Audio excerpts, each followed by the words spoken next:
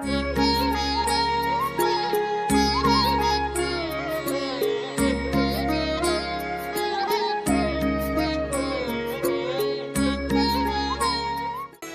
कार्यक्रम के पुण्यार्जक हैं जैन इंटरनेशनल सेवा ऑर्गेनाइजेशन जीसो। निःशुल्क जैन माइनॉरिटी कार्ड प्राप्त करने के लिए 9059054563 व्हाट्सएप पर हाय सेंड करें और अपने नाम के साथ निःशुल्क जैन माइनॉरिटी कार्ड अभी प्राप्त करें। लेकिन क्या मैं समझ लो अच्छे कर्म से उसको कॉम्पेंसेट करके स्वर्ग पा सकता हूँ जैनिज्म में? देखिए, जैनिज्म स्वर्ग से कहीं गुना ऊपर है। हमको स्वर्ग इतना अट्रैक्ट नहीं करता है। हमको स्वर्ग बिल्कुल भी अट्रैक्ट नहीं करता है, क्योंकि स्वर्ग एटलास्ट तो फिजिकल फॉर्म ही है। वहाँ पे भी जन्म है, वहाँ पे भी मरण है। आपको ऐसे लगता होगा कि स्वर्ग में कुछ नहीं, मतलब सिर्फ कंफर्ट है, ये ऐसा नहीं है।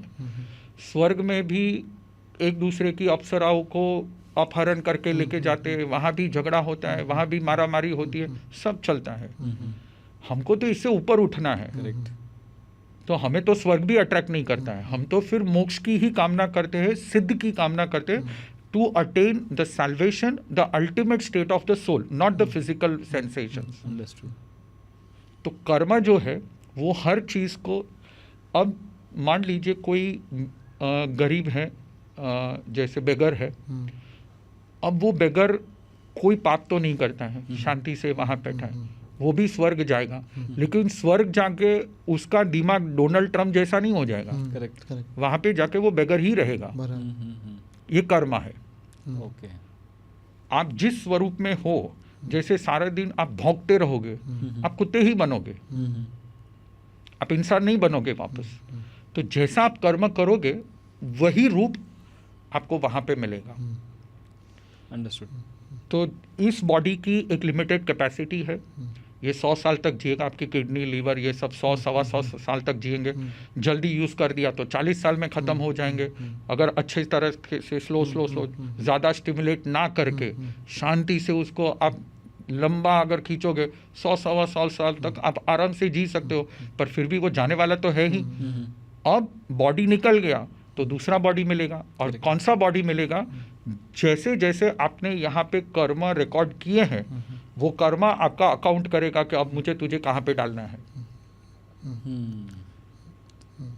अब जो फिफ्थ गॉडली एलिमेंट है, जो यहाँ पे असली बात आती है, टाइम हमारे हाथ में नहीं है, नेचर हमारे हाथ में नहीं है, लॉज ऑफ यूनिवर्स भी उसको हम चेंज नहीं कर सकते, कर्मों को भी चेंज नहीं करें। What you can do, you can make efforts. हमारे लिए पांचवा गॉडली एलिमेंट है, वो है एफर्ट्स। पुरुषार्थ जिसको कहते हैं, एफर्ट्स। ये गॉडली एलिमेंट है। जब आप पुरुषार्थ करोगे, जब आप एफर्ट्स लोगे, आपको अंदर से गॉडली फीलिंग आएगी, yes I did this, I can do this. और ये जो एफर्ट होता है, जब आप कॉम्पेंसेशन की बात करते हो, it is not about compensating. मान लीजिए अगर किसी ने आके मुझे कह दिया कि आप अगले जन्म में नर्क में जाने वाले हो, आप इतना सारा कुछ किया फिर भी आपको कुछ मिलने वाले नहीं, आपको नर्क, then also I will stay in this form only. Why? Because this is the right effort. Correct. तो वो एफर्ट करने से हासिल क्या होगा अगर मुझे कर्म उसमें सुधार नहीं पा रहा हूँ तो? कर्म जो पहले आपने किए हैं वो भी टेम्पररी है। वो जब आप उसको सफ़र कर लोगे, वो कर्म चले जाएंगे। ओके। एफर्ट करने से क्या होगा? नए कर्म नहीं आएंगे। तो यहाँ पे एक एग्जाम्पल दिया जाता है, जैसे आपको किसी तालाब को, किसी लेक को क्लीन करना है, तो क्लीन कैसे करोगे? सबसे पहले ये करोगे कि गटर का जो पानी उस तालाब में आ रहा है, उस गटर को आप बंद करोगे। ठीक है?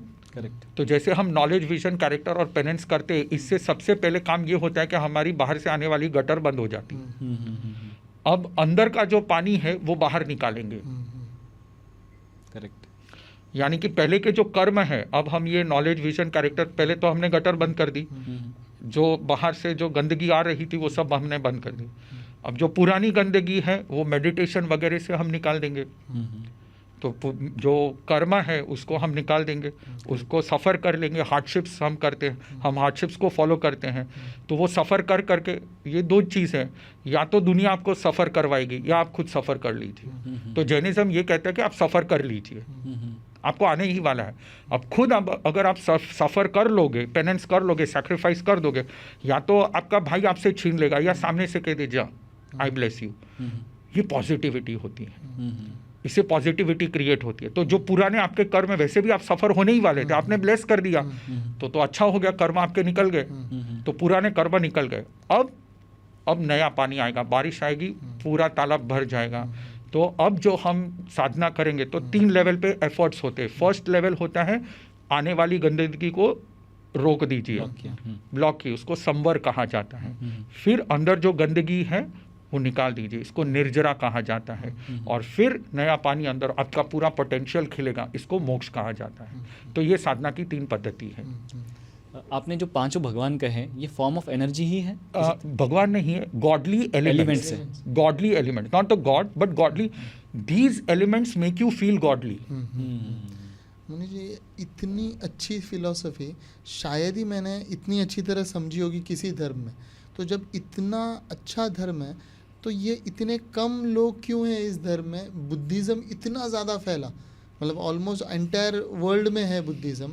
अभी थोड़ा कम हो रहा है due to other reasons, political reasons and all.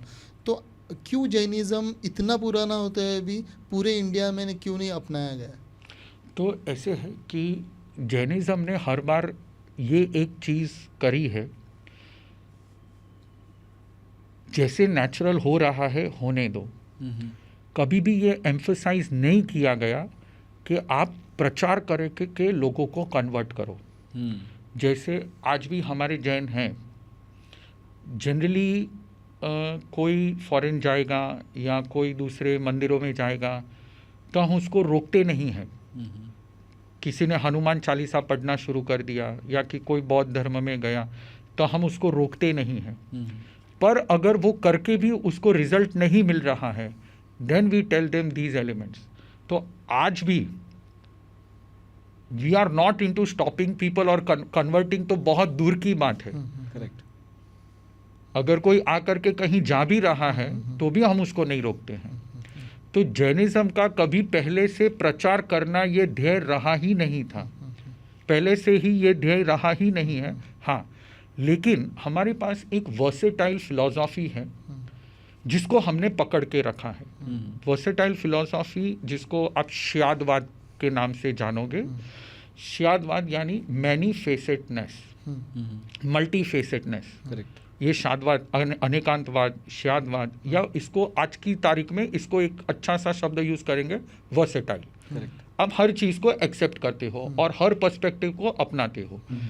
बीच में कैसा हो गया, एक समय आया कि जहाँ पे लोग स्पेशलाइजेशन के पीछे भाग रहे थे। स्पेशलाइजेशन, एक चीज़, छोटी चीज़, लिटिल। जैन धर्म ने पहले से वर्सेटिलिटी अपनाई है, छोटी चीज़ नहीं, हर चीज़। जैसे आज से 2000-2500 साल पहले ऐसा था कि हम ये मानते हैं कि पूरे वर्ल्ड में एक प्रतिमा का ट्रेंड आया। प्रतिमा तो थे ही, जैसे अभी एस्ट्रोलॉजी तो था ही, लेकिन किसी 2-4 जन ने एस्ट्रोलॉजी को फैलाया। योगा तो था ही, लेकिन 3-4 जनों ने फैलाया। तो आज से 2000 साल पहले जैसे ट्रेंड आया प्रतिमा जी का, जैसे कि यीशु क्रिस्त की प्रतिमा बनी या किसी और की प्रतिमा बनी, तो जैनिज्म ने ये किया कि उन्होंने भी अपने खुद का जो प्रतिमा का जो साइंस था लोगों के बीच में रख दिया। उसके बाद एक ट्रेंड आया योगा का, तो जैनिज्म ने भी खुद के, हमारे पास जो योगा है उसका ट्रेंड अलग से किताबें ग्रंथ बनाकर और लोगों के अंदर वो सामने रखे। इसके बाद एक ट्रेंड आया मंत्र का, तो हमारे यहाँ पे मंत्र थे तो हमने मंत्र का पूरा साइंस खोल के रख दिया। इसके बाद में एक ट्रेंड आया प्ले का, प्ले मतलब नाटक, जैसे शेक्सपियर ने वहाँ पे लिखा, यहाँ पे कालिदास ने लिखा, तो हमने भी जैनिज्म के बहुत सारे ऐसे नाटक, बहुत सारे प्लेज हैं, हमने भी सामने रख दिए। अब आया है डिजिटल एरा, करेक्ट, तो हमारे भी तीर्थंकर परमात्मा की स्टोरीज। तो जैनिज्म ने हर बार वर्सेटिलिटी अपनाई है कि जो ट्रेंड चल रहा है उसको हमको ठुकराना नहीं है, उसको हमको मना नहीं करना है, उसके साथ हमको चलना है। उसमें से जो अच्छी चीज़ें हैं वो उठा लेनी है। अच्छी चीज़ें बुरी चीज़ें वो अलग बात है, पर हमें लोगों को पकड़ के रखना है। हम किसी को अच्छा बुरा नहीं कह सकते हैं। अब आप हमें कहोगे कि इंटरनेट अच्छी चीज़ है, तो हम ऐसा पूरा नहीं मानते हैं। It destroys the nature also. पर वर्सेटैलिटी यानी अगर चल रहा है तो हम उसको एक्सेप्ट करके चलेंगे, उसको जैसे ठुकरा कर नहीं चलेंगे, उसको एक्सेप्ट करके चलेंगे। अब हमने सोचा भी नहीं था जब हमने संन्यास लिया कि मैं आपके सामने पॉडकास्ट में माइक पे बात करूंगा। हमने जब संन्यास लिया तब हम माइक यूज़ नहीं करते हैं, नहीं करते। करेक्ट। पर आज ये मैं कर रहा हूँ, तो ये जो वर्सेटैलिटी है वो हम बार बार हम अपनी लाइफ में प्रचार करने के लिए, या छोटी सी वो वर्सेटैलिटी हमने अपनाई है। पर पॉलिटिकल फेज कि चलो अब सबको कन्वर्ट करना है, एक मिशन लिया, यानी लोग मिशन लेते हैं। आज से 250 साल पहले एक मिशन ब्रिटेन के पार्लियामेंट में एक मिशन लिया गया कि सबको बनाना है, सबको कन्वर्ट करना है। पर ऐसा कभी भी 2500 साल में ना भगवान महावीर ने कहा है, ना ऋषभदेव भगवान ने कहा है। भगवान ने तो सिर्फ इतना ही कहा है, जियो और जीने दो, सबको खुश रखो, आप भी खुश रहो। और हम तो यही मानते हैं कि आप अगर अहिंसा को फॉलो करते हो, आप किसी से प्यार करते हो, आप कोई भी धर्म को फॉलो कर रहे हो, आप हमारे धर्म को फॉलो ही कर रहे हो। अब सिर्फ नेम टैग्स लगा के, लेबल लगा के कि आप ये धर्म के बहुत ज़्यादा है, ये धर्म, आप बौद्ध हो, आप सबसे प्यार करते हो, हमको इनफ है। You respect every religion. आपके अंदर वो खूबी है तो आपको वो धर्म अपनाने की जरूरत नहीं है। हाँ। आप ऑटोमेटिकली वो चीज़ फॉलो कर ही रहे हो। एब्सोल्युटली। मुनि जी, अभी एक और अलग एस्पेक्ट समझते हैं जैनिज़्म का। जैनिज़्म में कई फैमिलीज रहते हैं जो अपना जीवन नॉर्मल फैमिली जैसे जीते हैं, जैसे कि घर है, बच्चे हैं, they even have their car और लग्जरियस थिंग्स लाइफ। फिर वो जैन मंदिर जाते हैं सुबह वगैरह, वो उनका एक रिचुअल रहता ही है। और दूसरा एस्पेक्ट आता है, जैसे आप जैसे लोग जो मुनि बनते हैं, उनमें भी शायद 2 वर्ण हैं, एक पूरे नग्न मुनि रहते हैं, एक आप जैसे श्वेत कपड़े डालते हैं। तो मैं ये पूरा समझना चाहूँगा, जो फैमिली लाइफ जीते हैं वो जैन कैसे रहते हैं, और जो छोड़ते हैं फैमिली, हाँ, वो कैसे रहते हैं, मतलब ये क्या है वो ज़रा समझा दीजिए। तो इसके पीछे भी एक क्लासिफिकेशन है। जैसे भगवान महावीर ने क्या किया था, वो 29 साल की उम्र में उन्होंने घर बार छोड़ के उन्होंने संन्यास ले लिया। और तब उन्होंने निर्वस्त्र अवस्था में ही संन्यास लिया था। और उनके स्कंध पे एक वस्त्र इंद्र ने डाला था, वो उन्होंने रखा हुआ था कुछ साल तक। और फिर कोई रास्ते में गरीब आया था, उसने उनको मांगा कि मुझे ये चाहिए, भगवान तो कुछ बोले नहीं, वो उठा के चला गया। तो फिर तब से वो निर्वस्त्र थे। सिर्फ संन्यास लेने के टाइम, मतलब इंद्र भगवान आप बोल रहे हैं जो हाँ, हिंदू स्क्रिप्चर्स में, तो उन्होंने महावीर जी को वस्त्र दिया, गिफ्ट किया, यहाँ पे रख दिया। तो वो जैसे कुछ थोड़ा प्रोटेक्शन जैसा था, पर वो कुछ साल तक रहा और फिर चला गया। अब 42 साल की उम्र में भगवान ने एक केवल ज्ञान, यानी कि इनर कॉग्निटिव मोड, पूरा का पूरा विश्व आपको दिखने लगता है। कहाँ पे क्या है, उसका पास्ट, उसका प्रेजेंट, उसका फ्यूचर। ये सोल की कैपेसिटी है, ये सोल का क्वालिटी है। और ये आप भी कर सकते हो, कोई भी ये स्टेज तक कोई भी पहुंच सकता है। तो इसको कहते हैं the ultimate knowledge of the whole universe, केवल ज्ञान, अल्टीमेट। केवल ज्ञान का मतलब ओनली ज्ञान नहीं है। केवल ज्ञान, केवल बहुत बार क्या होता है, शब्द का ओनली ज्ञान, ओनली ज्ञान नहीं है। केवल ज्ञान का मतलब यूनिक, अल्टीमेट, इसके आगे कुछ नहीं है। तो जो अल्टीमेट नॉलेज, उन्होंने वो साधना 12.5 साल, 29 से लेकर 42 तक 12.5 साल, उन्होंने 12.5 साल में, आपको जानकर ये आश्चर्य होगा, उन्होंने सिर्फ 349 डेज ही खाना खाया है। बाकी पूरा पेनेंस किया है। अब ये हार्डशिप्स करके, पेनेंस करके, उन्होंने पूरा ये कॉग्निटिव मोड जो था वो उन्होंने पा लिया। पा करके सबसे पहला काम उन्होंने ये किया कि लोग पूछने लगे, अब हमें भी साधना करनी है, तो आप हमें नॉलेज दीजिए। बहुत सारे लोग आए, तो उन्होंने कहा कि जो वीक पात्र है, कमज़ोर है, वो कमज़ोर लोग फैमिली में रह करके कुछ रिचुअल्स फॉलो करेंगे, वहाँ से स्टार्ट करेंगे। और फिर धीरे धीरे जब आपकी ये कक्षा आ जाए कि आप छोड़ सकते हो, तब आप छोड़ दोगे। तब तक आपको वहीं पे रहना है, जब तक आप में वो पात्रता नहीं आ जाती है। Unless you don't become that रिसेप्टिकल, तब तक आपको वहीं पे रहना है। और कुछ ऐसे थे जो बहुत ही पावरफुल थे, उनके पास वो विगर था कि ये फॉलो कर सकते हैं, तो उन्होंने तब परमात्मा के पास संन्यास लिया।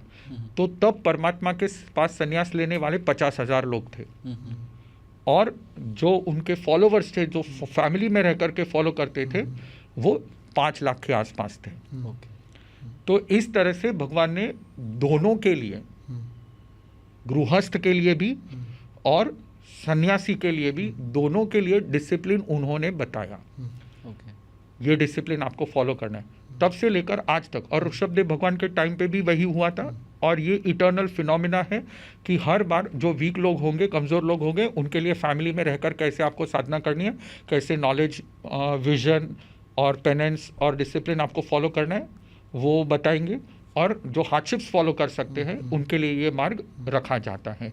और ये मार्ग रखा जाता है, इसके बाद अल्टीमेटली यही है कि आपको फिजिकल स्टिमुलेशन से डिटैच होकर के स्पिरिचुअल एलिवेशन की तरफ आपको फोकस करना है।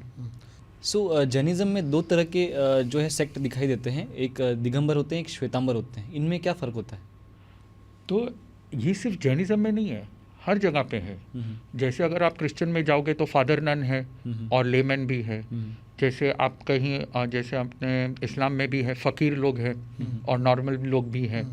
जैसे आप गुरुद्वारे में कोई गुरु, उनके गुरु हो गए, और नॉर्मल लेमन भी है। तो ये हर धर्म में होता है।